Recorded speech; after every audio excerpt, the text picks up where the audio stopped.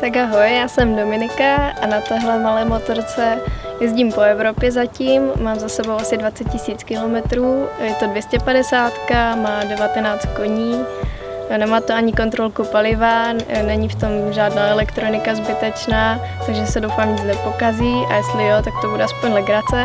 Já jezdím už od 13, kdy jsem vlastně začala na malé dětské motorce. Já jsem ani nezačala cestovat, jakože bych byla cestovatel, ale já se prostě ráda projíždím, takže já se jedu pro jedno, občas ta projížďka má třeba 10 000 kilometrů.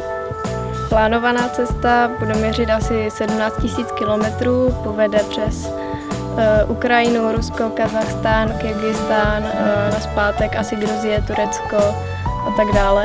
A byla bych ráda, kdybyste mě podpořili.